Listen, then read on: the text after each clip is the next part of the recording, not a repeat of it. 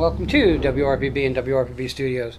You know, we're blessed to live in Florida, and we're always out and about.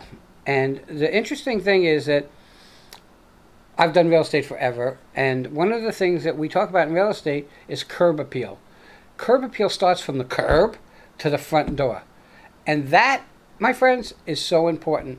And if you have a lawn that looks like garbage, the people are just going to drive away. With me, I'm blessed to have Allison Mitchum. Yes. From Beautify Your Lawn. Beautify Your Yard. Yes. Okay. Why'd you get into that? Well, my parents had a nursery in upstate New York, and when my mom and I moved down here, the plants grow all year round. It's a totally different ball game. So she actually started the business, and when she fell ill in 2012, I took over and just kind of ran with it from there. She was mainly doing, maintenance type things, and I really enjoy doing the design work and installing things and, making it beautiful. Okay, so let's clarify that it's not really that you're a landscaper. You're really a yard, you really design yards. Yes. Okay? Yes, and go from paper design to the actual product. Right. So, as I mentioned, we live in Florida, and people buy and sell homes here. Mm-hmm. And if your yard looks terrible, people are just going to drive away. It's part of curb appeal. Yes, that's true. And very, very important. Okay, so you've been doing this a while, obviously. Yes. Okay, and now we know why you got into it. But since you've been in a while, have you seen a lot of changes within the industry? There's been some changes.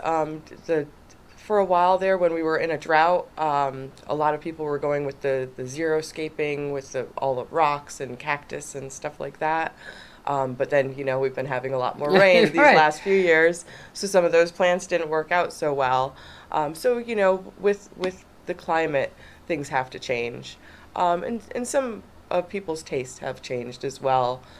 Used to be really popular to use the red mulch, and now, like, the browns and the blacks are more popular. So it's interesting because when I drive through a neighborhood, okay, I think the first thing I see is the landscaping. Probably. Is their yard. And I'm like, so we live in Florida, we live in the hurricane world sometimes, and I'm looking at, all right, so I want to redo my yard, but I don't want any of these big palm trees.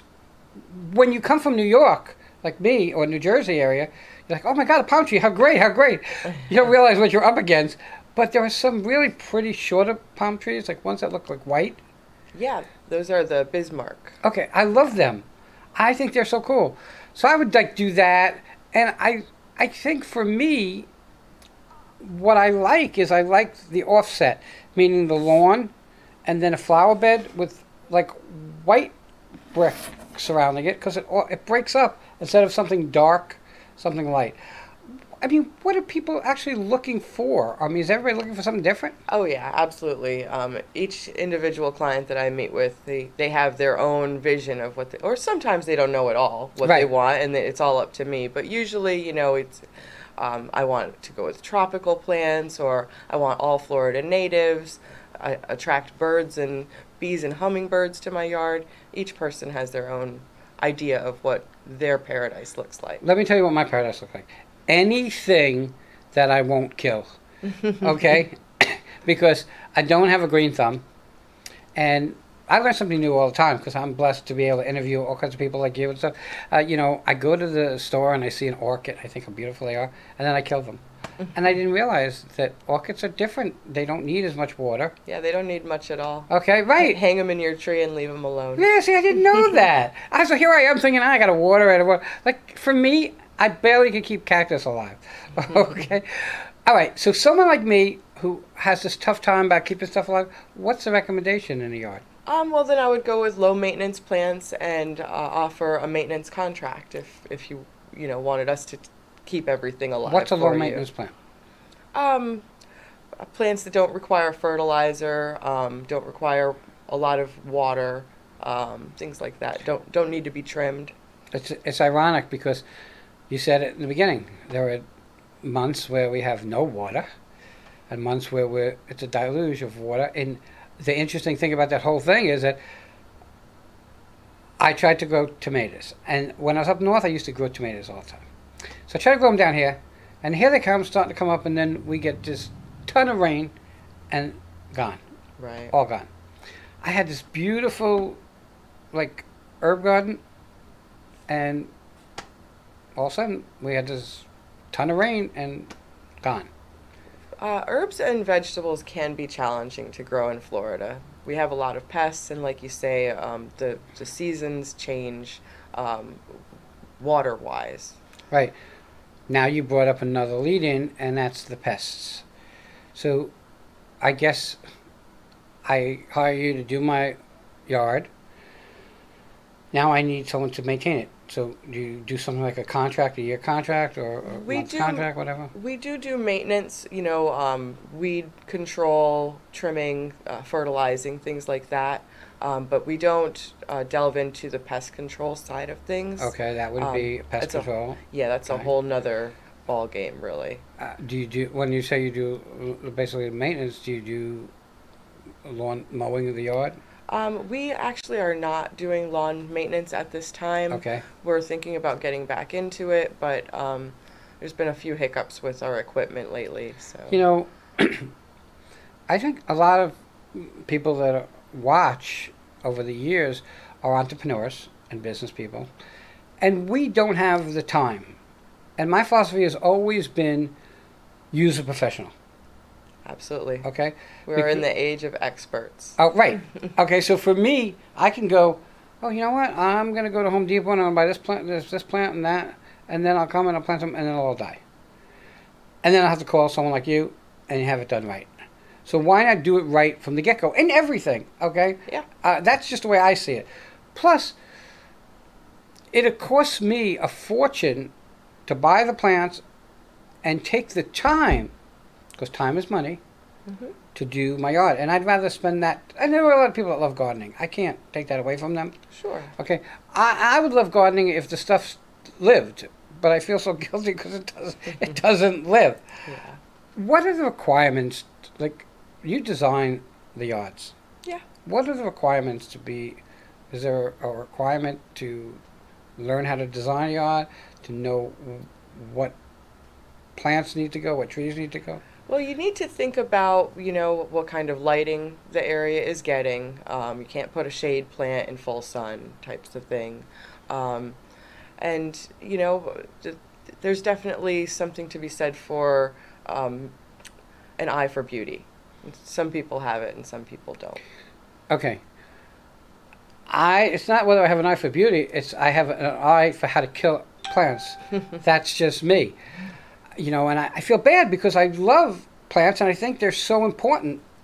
One, as being real estate forever, they really make your home look promising, warm, and comfortable. So if you're looking to sell, over and above just wanting to pull up to your house and see how beautiful it is, okay?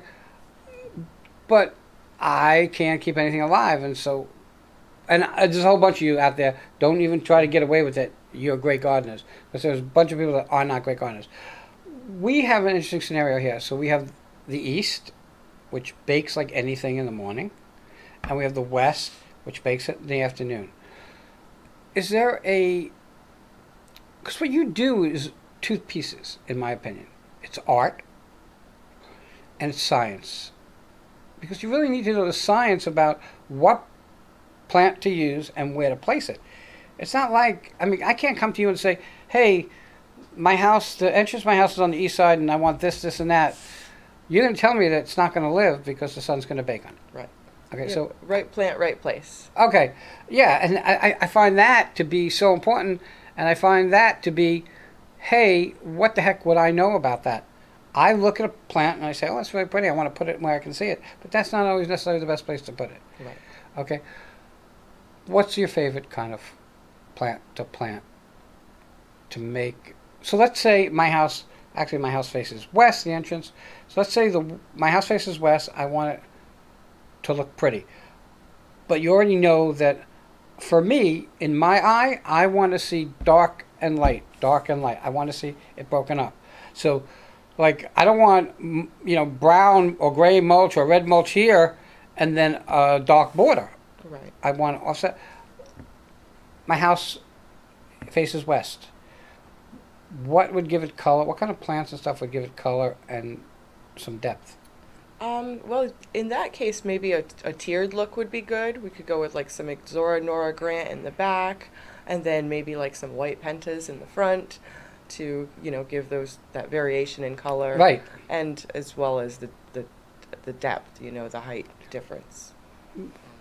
When you go to someone's house, and you've been doing this quite some time, what do you hear from them recommendation-wise? What does everybody want? Everybody says low maintenance. Right? Yeah, that's the most common words I hear, for sure. Well, again, if you hire the right person, okay, and you get a maintenance plan, then you have no maintenance. Right. Okay? But a lot of people don't want to, they want it done and forget about it. They don't want to have to think about it. They don't want to have to pay to keep it up. Right. So, Pardon me. we live in Florida, a lot of pests. You get a pest control company to come out. What do you think is the most destructive of the pests that yards deal with? We have had a lot of problems with scale over the last 10 years or so. Even crotons, which are very easy plants, they've been being attacked by scale. It's a small, legless, sucking insect, and it just kind of sucks the life out of the plants and multiplies. Like some people that we come across sometimes. Just say it. All right, we get to the top of our time. How do people find you? You have a phone number? Yeah, 772-924-7322. And I know that I found you on Facebook. Yes. Okay, yeah, so how would somebody find you on Facebook? At beautifyyouryard.allison. Guys, it goes back to what I say, and I'll say it now, and I'll say it a million times. Always use a professional. And it doesn't mean if you love to garden that you shouldn't do some of your gardening yourself. Oh, yeah, I have clients that I come in and I do the stuff they don't want to do. I trim the bushes, pull the weeds, and they come in and put their little pretty annuals, seasonally around, and we work out a plan for everyone. And the interesting thing is that it's like anything else. If you hire Allison, she'll get you set up, and then you can add and subtract from that. Certainly. With her. I think in everything, the setup is the most difficult. Okay? We used to build websites, okay? And we would just do the base, and then the people would take over and do their stuff. Right. Always the setup is the most difficult, most time-consuming. And in this case, really kind of difficult because most of us won't know what to put out there. And if you think that you can just Google it, that, on a scale of 1 to 10, that works at a 4 or a 5, okay? It's just too much because the people that you're going to get answers from might live in Iowa, might live in California, and they don't have the same issues that we have locally. The internet is a blessing and a curse. This is true. Okay? But I got to tell you, if you're going to do something and you want it to look right, hire a professional. Beautify Your Yard, Allison, and she's on Facebook because that's where I found her, and I was blessed to have her in. Allison, I want to thank you for coming on. Oh, thank you for having me. Everybody will be right back.